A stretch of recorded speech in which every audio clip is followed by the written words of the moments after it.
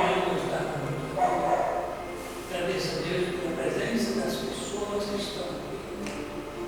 Que a paz de nosso Pai Criador, de Jesus, possa nos fortalecer, nos encorajando para a luta, nos compreender a cada dia.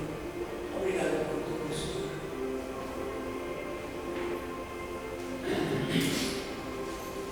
Boa noite a todos. Boa noite.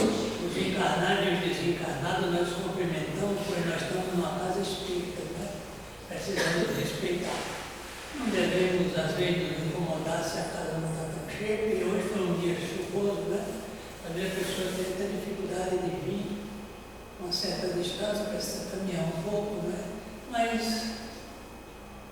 já tem gente que ainda vai escutar a palestra desse cidadão aqui tão longe fazer para nós. Senhor Divaldo, o senhor é bem-vindo. Só não vou dizer que a casa é sua, porque não é minha também, mas tenha vontade.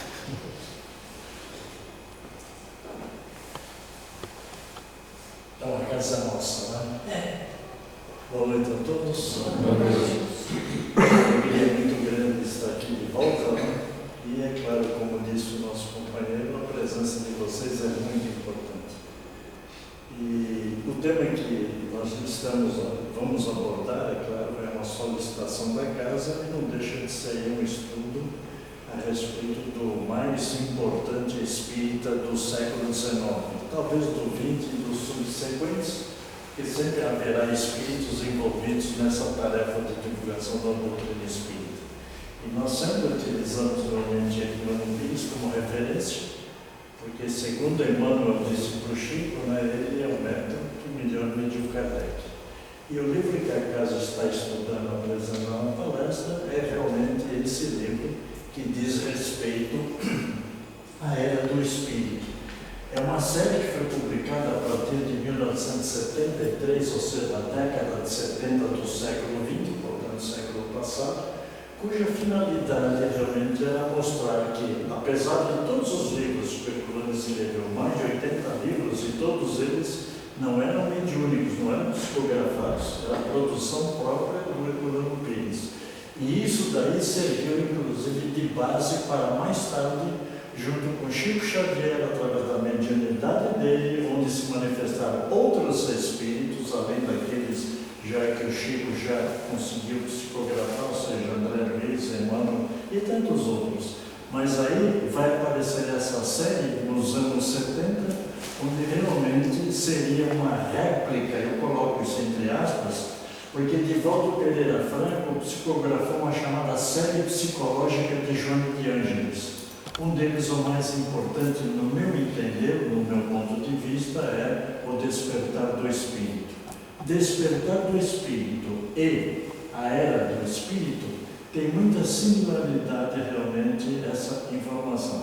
Então serve como referência para nós, porque sempre lembrando aquilo que foi dito, né?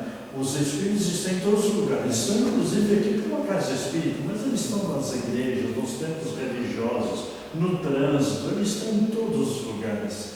Não é que o mundo espiritual está numa outra dimensão diferente da nossa. O padrão vibratório deles, por não terem um corpo físico, é diferente do nosso. Nós ainda precisamos se arrastar pelos caminhos do mundo. Vai chegar o dia que nós vamos vomitar. Sabe o que é vomitar? É voar. Pensei, por exemplo, estádio do Pacaembu. Pronto, pelo pensamento já me desloco para lá. Mas no nosso nível evolutivo ainda vamos na esquina, pegar o ônibus que vai até o centro, depois pegar o metrô e vai por aí fora. Ou seja, a falta do conhecimento realmente nos leva a admitir que existem limitações, não para o espírito, mas para o conhecimento do espírito. Então, entrando praticamente no tema da noite, vamos então falar aí. Como eu só tenho só 40 minutos, é isso? Até que hora eu posso ir lá, no teu relógio? Até 15 para as 9. Até 15 para as 9. Se eu acelerar, vocês falam, freia um pouco. E se tiver dúvida, pode perguntar, porque o tema realmente é bastante importante. Do que nós vamos falar? A dor e o tempo. Em ciência, a gente costuma definir certas coisas. Se você for no dicionário e pegar o que é concreto, mas vai te dar uma relação enorme. O que é abstrato? Vai te dar uma relação enorme. você distingue o que é concreto do que é abstrato? Por exemplo, se eu pegar essa cadeira e falar dessa cadeira, pego o peso dela, pego a mão, sabe o que eu falo? Isso aqui é um objeto concreto. Dor. Dor é concreto? Você pega a dor? Você pega o tempo? Não consegue. Então, o conceito de concreto e de abstrato depende realmente da utilização que você vai empregar. É por isso que a doutrina espírita, antes de tudo, lá no Livro dos Espíritos, Kardec colocou filosofia espiritualista. Porque aquilo que a ciência prática não nos oferece como resposta em relação à nossa vida, à nossa existência, a filosofia nos leva a raciocinar através do pensamento lógico ou do raciocínio lógico. Olha só a diferença que existe para a gente poder distinguir. Então eu fico aí com a dor e o tempo justamente para falar. Vamos falar de coisas abstratas, mas que na verdade existem. Nós não vemos o oxigênio que nós respiramos, mas ele existe. Ou seja, tudo aquilo que a gente pode tratar a nível de filosofia vai nos levar realmente no campo da pesquisa. Ou seja, entender aquilo que é lógico, aquilo que é subentendido, aquilo que é concreto, aquilo que é abstrato. Daí vem o objetivo do subjetivo, do físico, do metafísico, do extrafísico, que serve para nós até de referência para poder entender. O Herculano começa nesse livro dizendo assim: as coisas naturais são constantes lições de paciência ao nosso redor. Aí eu fico imaginando, as coisas naturais, o que são coisas naturais? Tudo aquilo que nós estamos tendo contato através da matéria, porque nós mesmos, fisicamente, somos matéria. Então, obviamente, as coisas naturais envolvem realmente a questão 27 do Livro dos Espíritos, quando Kardec pergunta. Então, existe o elemento material e o elemento espiritual, e eles responderam claro, e assim existe o que? Deus, que é o Criador de tudo, portanto, é chamada Trindade Universal. E aí o Herculano coloca em cima realmente desse capítulo 18 desse livro, dizendo o seguinte: tudo no mundo nos ensina duas lições fundamentais, a da evolução e da imortalidade. Olha aí, duas coisas aí abstratas. Evolução. O que é evolução? Nós sabemos o que é, mas dá para pegar a evolução? Não dá. Dá para pegar a imortalidade? Não dá. Dá para pegar a eternidade? Também não dá. Dá para pegar fumaça? Também não dá. E fumaça é concreta e não é abstrata. Veja quantas coisas a gente coloca no meio para poder fazer uma pesquisa através do raciocínio, para ver a lógica realmente dos fatos. E ele continua Herculano. Explica a questão 738 do Livro dos Espíritos. Durante a vida, o homem relaciona tudo ao seu corpo. Se a gente vai no Livro dos Espíritos, a questão 738 vai falar dos flagelos destruidores. De repente vem um tufão, de repente tem erupção de um vulcão, de repente vem um tsunami, de repente vem um terremoto. Tudo isso aí provoca realmente estragos materiais, inclusive provocando desencarnações coletivas. E nós ficamos imaginando, puxa, mas Deus que é todo bondade, todo amor, toda justiça, permite, entre aspas, que aconteçam os flagelos destruidores, que é aquilo que o Herculano quer abordar aqui. Por quê? Porque a Dolores, está certo, vai fazer um comentário a respeito disso através da psicografia do Chico Xavier, que lá vai aparecer lá uma poesia que vou mostrar daqui a pouco. E o Herculano continua: apegados ao corpo e limitados pelas percepções físicas, por isso eu fiz toda uma apresentação do que é concreto e do que é abstrato. Por quê? Porque normalmente nós só valorizamos aquilo que nós percebemos pelos sentidos físicos. Aquilo que eu enxergo, aquilo que eu escuto, o gosto que eu sinto, o tato. Ou seja, tudo isso me permite fazer uma avaliação do meio onde eu estou inserido. Ou seja, o que é que eu estou fazendo nesta existência? E, consequentemente, o Herculano diz: avaliamos a dor pela medida do tempo. Aí eu fico pensando, avaliamos a dor pela medida do tempo. Alguém aqui já teve dor de dente? Alguém já teve cólica renal? Quem é mãe sabe o que é vou colocar entre aspas, o sufoco sufoco, tá certo, de receber o herdeiro biológico, não é assim?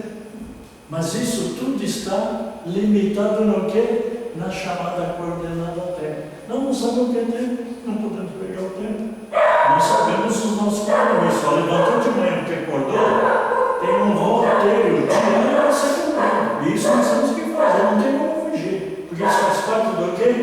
Da nossa própria existência. E faz parte do quê? Da evolução que o Herculano está colocando aqui da nossa necessidade. Resultado, eu posso realmente avaliar a dor pela medida do tempo, mas eu não consigo realmente dar os verdadeiros valores. Eu posso deduzir, eu posso concluir. Não há bem que dure e nem mal que depressa se acabe. Isso envolve tempo? Claro, envolve o tempo. Está ligado ao tempo. E o Herculano continua. Entretanto, os espíritos, escuta só. Tem como apagar um pouco essa luz? Eu não sei se para mim está muito claro, né? Se apagar essas aqui, ó, essas da frente, melhora assim? Melhora, né? Até porque eu sou deficiente visual, né? Se eu tirar o óculos aí, eu preciso chegar lá perto, né? Ainda aqui dessa frente dá para enxergar. Mas em todo caso, né? Problema de DNA. Data de nascimento de antigamente. Herculano continua. Entretanto, os espíritos nos lembram, olha só, os espíritos estão sempre nos lembrando de uma série de coisas, incluindo eles que lembraram de trazer o quê? O Consolador prometido. E o Herculano coloca. Eles nos lembram. Nessa mesma questão, um século do vosso mundo é um relâmpago na eternidade. O relâmpago é uma coisa concreta. Já ouviram aquela expressão? Vai para o raio que te parta. Porque se cair um raio numa árvore, racha a árvore no meio. Se cair na cabeça do cidadão, ele desencarna. E não tem alternativa. É lei natural. Então, essa questão de tempo e essa questão de século, milênio, 1 milhão de anos, 1 bilhão de anos, 1 trilhão de anos, sabe o que é isso? É como um grão de areia numa praia, está certo, quilométrica. É uma insignificância, não dá nem para fazer avaliação.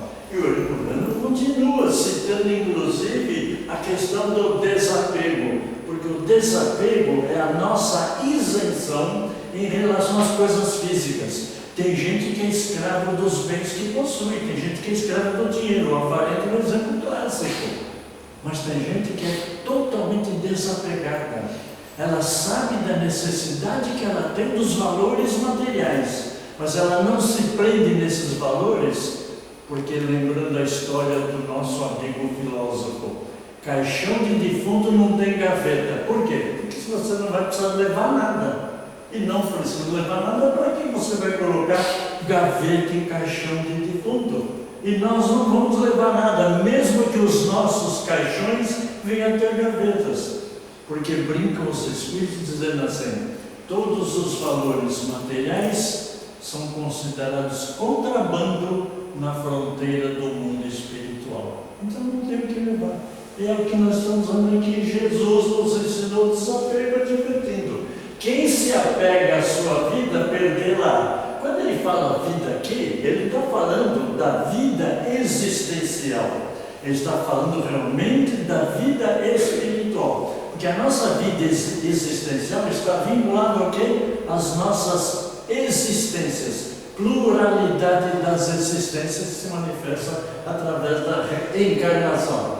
E aí na poesia da Maria Dolores, que eu falei anteriormente, lá são os versos de elevação. E o Herculano destaca Maria Dolores como espírito que se manifesta através da mediunidade do Chico Xavier, se comunica em poesia para nos tocar ao mesmo tempo o sentimento e a razão. O que é tocar o sentimento e a razão? Duas coisas abstratas, porque você não pega nem sentimento nem pega a razão. Mas você pode, pelo raciocínio lógico, tirar alguma conclusão disso. O sentimento fala com o coração e a razão fala com o cérebro. Como o espírito é o ser inteligente, o espírito utiliza o nosso cérebro quando encarnado como uma ferramenta de trabalho para desenvolver e praticar o quê? A razão. Olha só a inteligência do Herculano quando faz a interpretação dos ensinamentos dos Espíritos. E nós não percebemos isso. Porque quando fazemos uma leitura normal, isso acontece. A gente pega o livro, vai desde a página número 1 até o último. E muitas vezes não paramos em algumas frases onde existe algo, vamos dizer assim, abstrato, que a gente não consegue perceber. E só vai perceber realmente quando para um pouco e começa a analisar o que é que o autor ou a autora está passando a nível de informação. E aí o Herculano cita Leon Denis, porque o Herculano era um grande admirador do Leon Denis. Primeiro que Leon Denis era autodidata, ele não era acadêmico, ele não tinha instrução. Eu falo instrução a nível superior, mas alfabetizado ele era. E ele então cita Leon Denis, discípulo e sucessor de Kardec, quando Kardec desencarna lá em 31 de março de 1869, quem é que assume realmente o direcionamento à divulgação da doutrina espírita? Foi o chamado o druida da Lorena, que por sinal era maçom, porque ele frequentava a maçonaria. Então, o resultado, Leon Denis, ensinou que a dor é uma lei de equilíbrio e educação. E ele continua: a psicologia moderna comprova que aprendemos através de tentativas frustradas de ensaios sucessivos. A gente está sempre aprendendo. Aquele que imagina ou acreditar que já aprendeu tudo que tinha que aprender e que não tem mais nada para aprender, ele está fora realmente da realidade do tempo. Porque se o tempo é infinito e nós não temos condição de medir o tempo, o que acontece? Ele está simplesmente estacionado. E nós não podemos estacionar, sabe por quê? Porque tudo na vida muda. O Herculano fala isso logo no começo do livro. O universo está em movimento, a vida está em movimento, a vida é dinâmica, a vida não é parada. Então eu ainda tenho tudo para aprender, mesmo que eu pense que eu já saiba de tudo, que eu já conheço de tudo. Mas eu tenho mais coisas ainda para aprender. E vamos ter mais ainda, sabe por quê? Da questão da evolução e da própria imortalidade. Porque nós não vamos morrer, nós vamos apenas trocar de padrão vibratório. E o Herculano continua: a perfeição inclui também o livre-arbítrio, pois só através dele, livre-arbítrio, nós chegamos à consciência plena. É aquilo que eu citei e falei anteriormente para vocês. Joana de Ângeles, quando fala o despertar do Espírito, ela está dizendo o despertar da nossa consciência, e que o Herculano coloca como consciência plena, ou seja, não é limitada. Ela realmente é muito mais ampla do que nós podemos imaginar. E aí ele continua: mas olha, lá no livro, se você pegar esse capítulo 18, que fala isso aqui, é mais ou menos isso aqui. Eu estou ampliando para dar interpretação realmente daquilo que o Herculano está querendo passar. É claro que vocês pegando o livro em casa, lendo com calma, traga para discussão aqui, porque na casa está certo, inclusive até para ampliar essa interpretação ou esse entendimento. Então o Herculano continuou: a dor de um minuto, olha, se pisarem no nosso carro de estimação e durar um minuto a dor, dá para aguentar? Quando você tem o problema da dor, tá certo? Dor de dente, dor de ouvido, a cólica renal, isso para mostrar que quem passou por essa experiência, o que é um minuto? Não é nada, conforme a gente viu aqui. Mas, gente, mais um minuto demora para passar. E a dor fica dolorida durante aquele minuto que parece uma eternidade. Então, desperta para a felicidade sem limites, como a ventania de um instante limpa a atmosfera por muitos dias. Ou seja, nós temos que dar o entendimento, a interpretação da dor de acordo com aquilo que nós estamos sentindo. Porque, veja, a minha dor não é a dor do outro, e a dor do outro não é a minha, e ele não vai entender o conceito de dor se ele não passar pela mesma experiência. Por isso, quem teve o carro de estimação pisado, sabe realmente quando o outro reclama: pisaram no meu carro, pronto, ele imediatamente, ele vai fazer o quê? Ele vai se lembrar da dorzinha, entre aspas, que ele sentiu. Mas a respeito disso, o que é que disseram os Espíritos lá no Livro dos Espíritos? Na questão 738A, que o Herculano já citou e já comentei, diz assim: durante a vida, o homem tudo refere ao seu corpo. Entretanto, de maneira diversa, pensa depois da morte. Ora, conforme temos dito, a vida do corpo bem coisa é. Olha, os Espíritos não estão nem valorizando aí a questão do corpo. O corpo é necessário, a reencarnação é necessária, mas o corpo é perecível, ele é destrutível, ele é transformável. Nós realmente, conforme diz a passagem bíblica, viemos do pó, ao pó voltaremos, porque a matéria sofre transformação, mas o espírito continua a caminho da evolução e sendo imortal, que é a imortalidade. Portanto, ele coisa afirma até aqui: um século no vosso mundo não passa de um relâmpago na eternidade, que foi a interpretação anterior do Herculano Pires. Continuando, logo, nada são os sofrimentos de alguns dias ou de alguns meses de que tanto vos queixais. Os Espíritos já escutaram tantas reclamações de dores e de dificuldades, de problemas, que eu até acredito que eles estão tão cansados de ouvir reclamação. Por quê? Você está sofrendo, está se queixando? Quando você vier platicar, acaba tudo isso. Salvo se entrar na questão 257, que eu vou falar daqui a pouco, que é a sensação. A sensação também é abstrata. Você não pega a sensação, você sente a sensação, você percebe. E quando isso acaba acontecendo, você vai entender o que representou o ensino que vos dá e que vos servirá no futuro. Porque a partir daquele momento de dificuldade, daquele momento de dor, nós estamos superando as nossas limitações. Portanto, os corpos são mero disfarce. Eu não gostei disso que o Espírito falou. Eu estou disfarçado de corpo, ou é o Espírito que está disfarçado com o meu corpo? Espírito que sou, tenho que agradecer pelo corpo que recebi nascendo. Quando a gente se olha no espelho, a gente não acha que é o mais bonito do mundo? Ou tem alguém que pensa o contrário? Nossa, como você é lindo, Nivo! Olhando você no espelho, você é uma maravilha. Não é vaidade, não é narcisismo. É a autovalorização. Sabe por quê? Nós não damos a cada um de nós o verdadeiro valor que nós temos. Nós somos muito mais importantes do que nós imaginamos. Só que nós não percebemos isso. E temos que entender que nós somos realmente alguém que pode perfeitamente ajudar alguém diante de qualquer dificuldade. Portanto, o chamado disfarce aqui é uma forma metafórica que o Espírito está utilizando, porque esse corpo, que é um disfarce do Espírito, um dia vai ter que ser abandonado. Dor e tempo.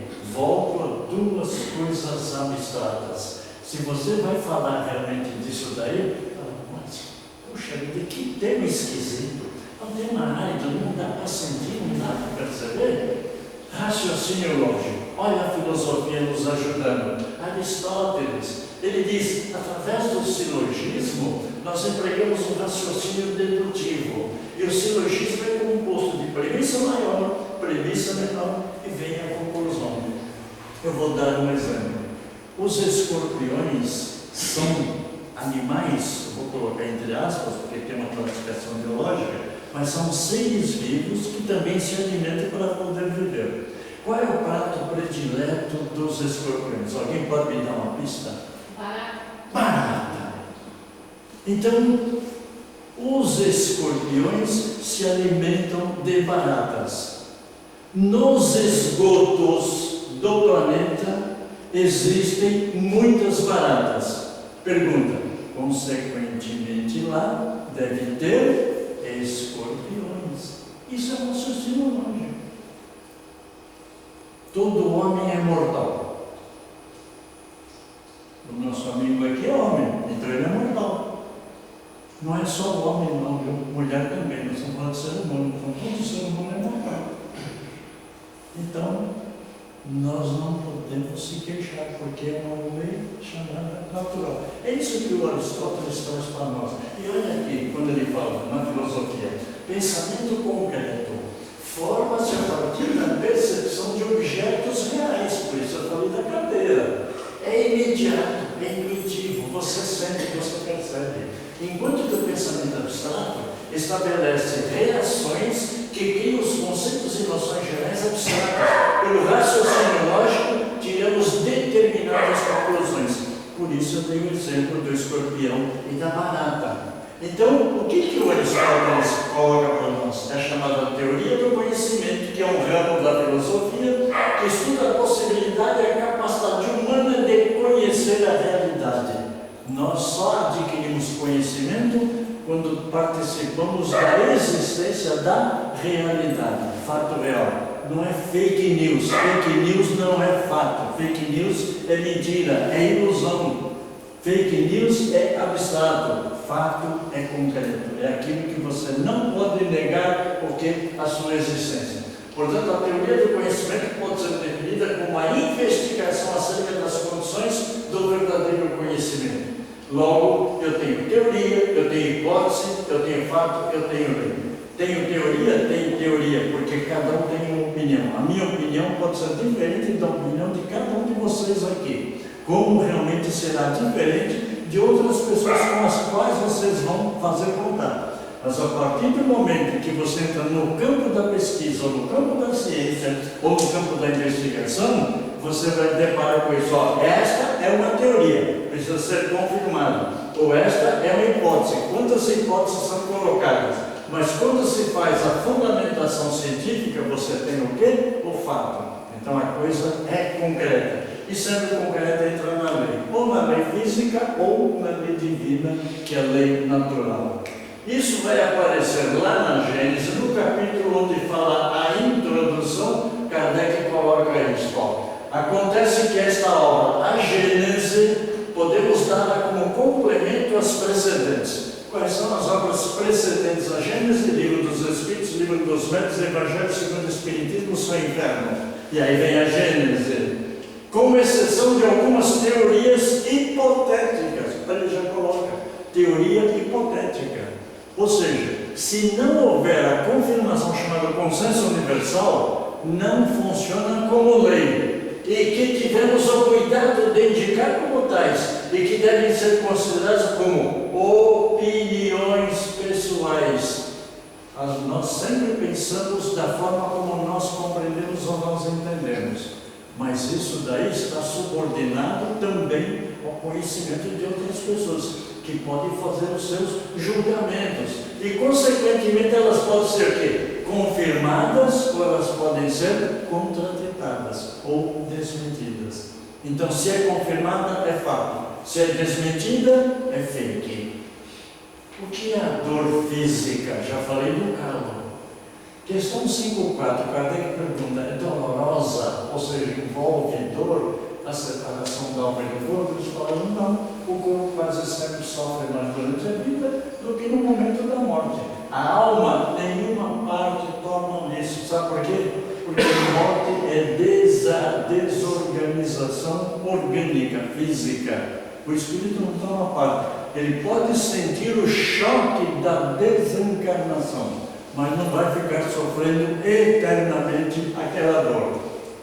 E a dor moral, qual é essa? Aí nós estamos aqui na questão 255, quando o espírito diz que sofre, se ele sofre, ele está sentindo dor. Se está sentindo dor, de que natureza é o seu sofrimento? E a resposta é aqui, ó, angústias morais. Já perceberam que quando a gente pisa na bola, não precisa ninguém apontar que nós estamos na bola? A nossa própria consciência, questão 621 do Livro dos Espíritos, a lei divina está inscrita na nossa consciência, e nós mesmos fazemos a autoacusação, ou seja, olha, você pisou na bola, não devia ter dito, não devia ter feito isso ou aquilo, porque nós mesmos nos cobramos. Então isso chama-se angústia moral, que o tortura mais dolorosamente que os sofrimentos físicos. Qual é a conclusão disso? Que, olha, a dor moral dói muito mais do que uma dor física, mesmo que seja pisar no calo de estimação durante 1 minuto, conforme eu disse. A dor e o tempo. Agora eu entro também no tempo, olha só. 257 é a sensação dos espíritos que Kardec coloca no livro dos espíritos. Ora, se o cidadão já morreu, ele vai sentir dor? Olha, o corpo é o instrumento da dor. Se não é a causa primária ou primeira desta dor, é pelo menos a causa imediata. Porque quando você põe a mão num fogão, numa chapa quente, você não precisa pensar, a chapa está quente e vai queimar meu dedo, minha mão. Você colocou, sentiu o calor, já tira. A ação é instintiva, é imediata. E isso vai acontecer também com a percepção da dor. A lembrança que a alma conserva da dor pode ser muito penosa, mas não pode ter ação física, como de fato não tem ação física.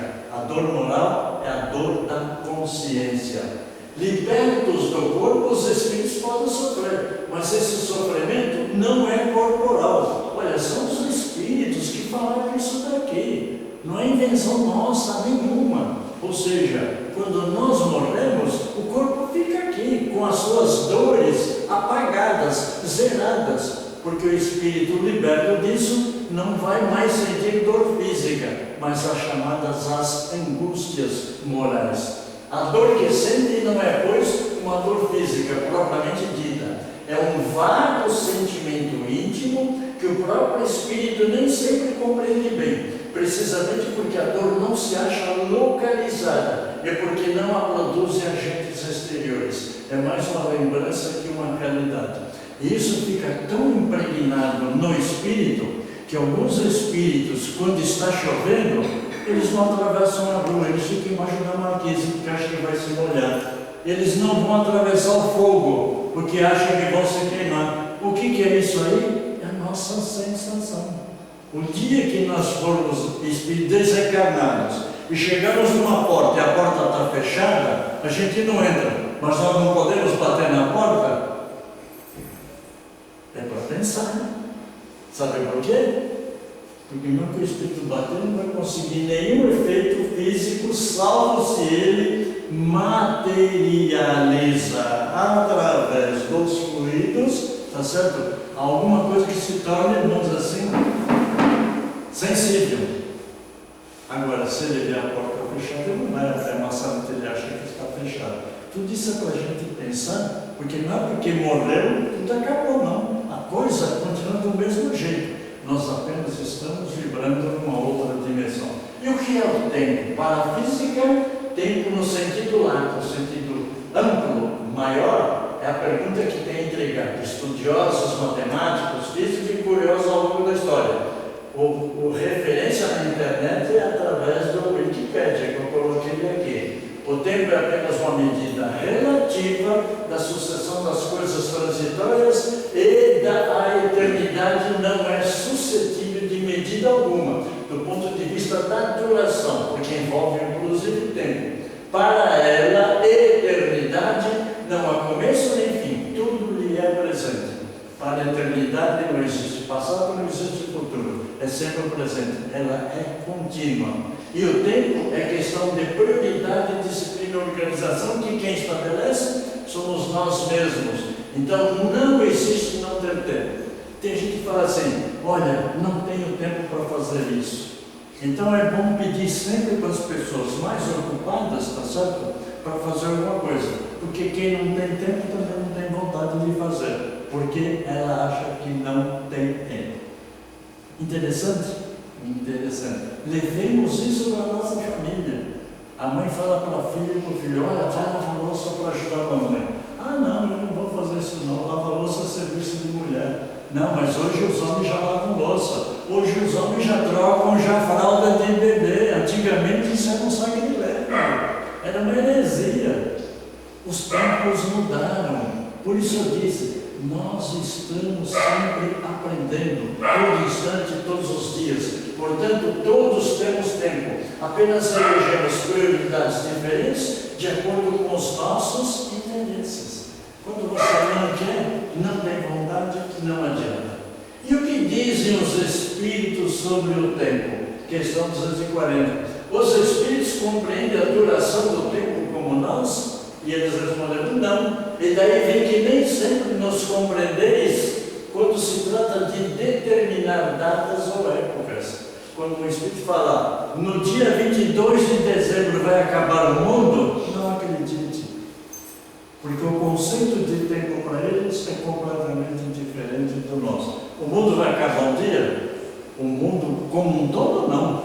O mundo acaba individualmente para cada um através da desencarnação. Kardec comentou, os espíritos vivem fora do tempo como o compreendemos, como nós entendemos o tempo. A duração para eles deixa, por assim dizer, de existir. Não existe duração de tempo para os espíritos. E os séculos para nós tão longos não passam aos olhos deles espíritos de instantes que se perdem na eternidade. Fazendo a distinção. Imortalidade é quem tem começo e não tem fim. Eternidade é quem não tem começo e não tem fim. Então, para o espírito imortal, o tempo deixa de existir a partir da sua criação, porque ele já é imortal, não vai morrer nunca, então não tem o que desaparecer. Progresso e evolução lá realmente na doutrina espírita. A destruição é a lei da natureza, e eles responderam, é preciso que tudo se destrua, tá certo? Porque o que nós chamamos de destruição é transformação, é renovação e melhoria dos seres vivos. Tudo se transforma, não tem como fugir disso. Tudo se transforma. Evolução e progresso são sinônimos. Evolução é todo o processo de gradual transformação e mudança de estado biológico ou espiritual. E o que é progresso? Aperfeiçoamento contínuo, resultando novas tecnologias, por isso é progresso, nas mais diversas áreas da atuação humana. Um exemplo clássico disso é o smartphone. Antes ele era celular, para mandar e receber ligação. Hoje ele faz tudo, inclusive faz ligação. Progresso e evolução, que é uma ação conjunta. Se olharmos isso aqui, entendemos que sem a reencarnação, independentemente do tempo e imortalidade, não acontece progresso e evolução. Então, a reencarnação é uma lei natural e é necessária. Acreditando ou não acreditando, ela existe. E aqui a gente vê nesse gráfico, está certo, que todo ponto de partida está aqui. Isso aqui é evolução para o espírito. Isso aqui são os mundos primitivos, consequentemente matéria. A evolução vai até aqui.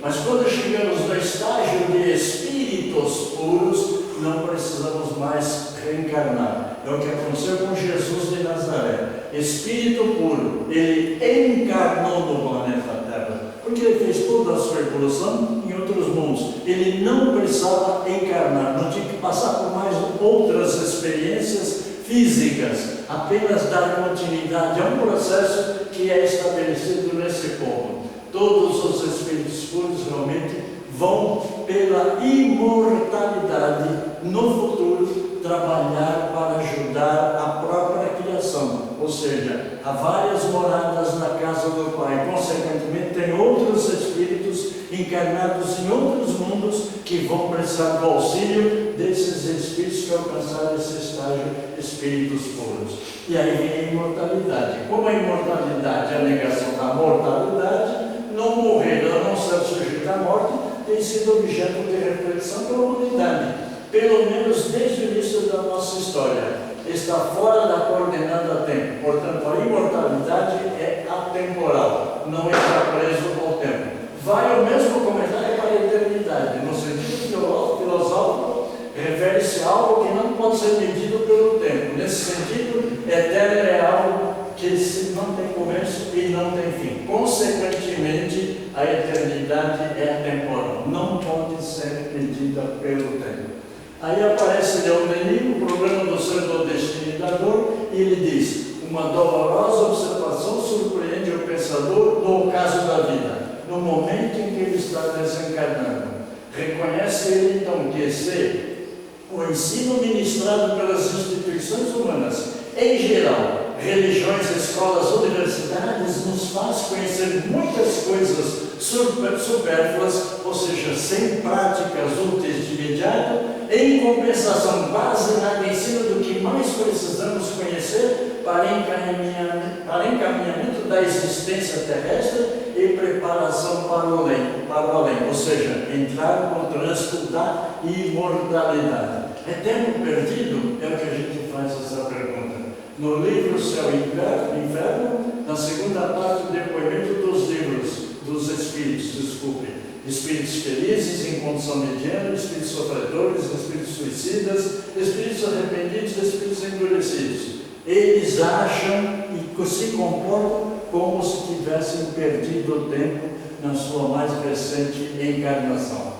E aqui fica parado os ensinos de Jesus de Carvalho Schmitt nesse livro. Ele faz uma prece a Jesus onde ele disse: o tempo, esse grande iconoclasta, destruidor de ícones, de imagens, de estátuas, que derruba monumentos e devasta metrópoles, que assiste ao ritmo cadenciado do camartelo do progresso, a sucessão das gerações, a transformação da mais sublimada ciência que ao homem foi dado a conhecer, não teve até agora nenhum poder contra a sua doutrina sem mácula. Ou seja, Carvalho Schmitt reconhece realmente que passados mais de 2000 anos da chegada de Jesus aqui no planeta, não se alterou nada, apesar de todo o avanço, de toda a tecnologia que nós já conquistamos. Ou seja, o seu ensinamento não é apenas global do planeta, é universal e é para toda a eternidade, porque ele é o representante de Deus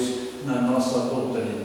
Portanto, a imortalidade hoje não é apenas um tema religioso ou fruto de ficção científica, porque na área médico-científica existem pesquisas para tentar identificar o que não é a alma, não é o espírito, porque isso fica ligado à religião, mas pesquisar sobre a sobrevivência da consciência após a morte, que já é objeto de pesquisas não somente no Brasil, mas em todo o planeta. Tudo nasce, tudo morre para renascer. Nascer, morrer, renascer ainda, progredir sempre. Eu coloco aqui também. E evoluir sempre. É o que está escrito aqui no túmulo de Allan Kardec, lá no cemitério Père Lachaise, em Paris. Aqui aparecem as obras básicas da doutrina espírita. Aqui aparece meu nome. Eu participo do programa Momento Espírita, que vai pela Rádio Boa Nova ao ar todo domingo às 12 horas. Esse programa é um programa da Luz e União das Sociedades Espíritas do Estado de São Paulo. 47 anos no ar. 1972, quando foi ao ar pela primeira vez. Eu agradeço a atenção de vocês e gostaria de deixar claro o seguinte: pensem na questão, tá certo, da dor e do tempo. E se puderem, leiam Herculano Pires. E se houver dúvidas, sirvam-se assim os conhecimentos que a casa oferece como estudo. Muito obrigado e muita paz.